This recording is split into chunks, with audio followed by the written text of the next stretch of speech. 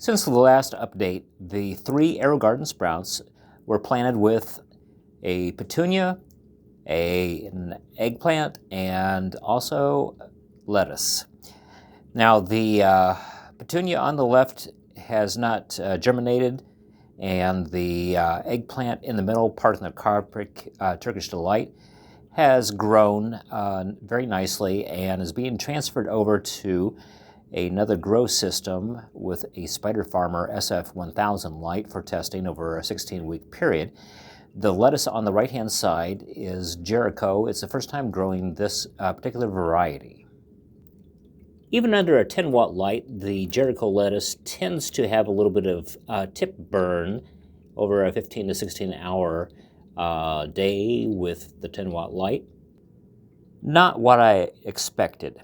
Now, in the AeroGarden Bounty under a 40-watt light, the 2 Vivosun romaine lettuce plants on the left-hand side seem to be doing well. And on the right-hand side, there are 2 more of the Jericho romaine varieties. They are also starting to experience a little bit of tip burn. Now, I could probably raise the hood on the Bounty and get less light. That would probably help to alleviate the issue, as well as perhaps put a fan on these lettuce plants. Now, the varieties, the Vivosun I've grown before, but the Jericho I have not. I noticed that the Jericho is lighter, not as green, not as rigid or crisp perhaps, but the leaves are much larger, and it would certainly be something that I would look to experiment again with. This is the Spider Farmer SF1000 light that I was talking about, and below that is a Black Magic 6-gallon recirculating system that the eggplant was going to be transferred over to, and this is part of that 16-week project that I was telling you about to test out the new SF1000 light. The 20-watt Hope Garden has 4 rhododendron dark lettuce plants, and the lettuce plants, I noticed that they're coming along nicely.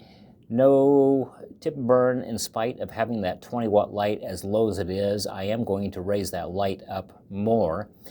The 2 on the smallish side are on the left, and those are not where the internal pump seems to pump the most, and so it does look like the internal pump has more to do with healthy growth than first expected with this particular unit.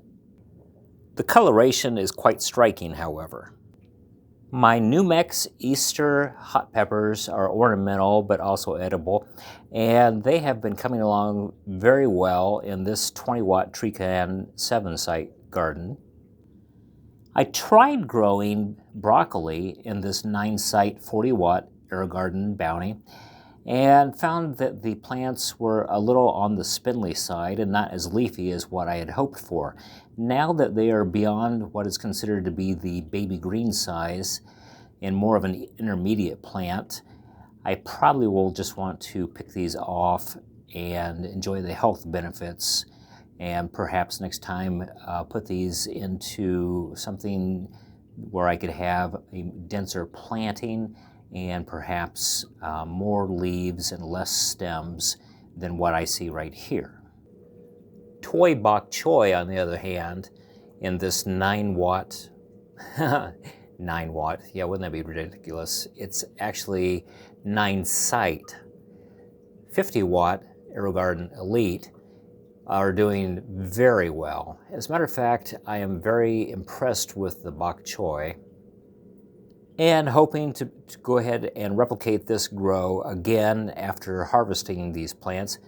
I have found that you can pick the outer leaves off and continue to get new leaves produced from the inward outwards. This is the Let Pot LPH Max garden, and it's something I've been playing around with because it has a lot of advanced features. The latest generation of garden units that have come into the United States have had a lot more features than ever before.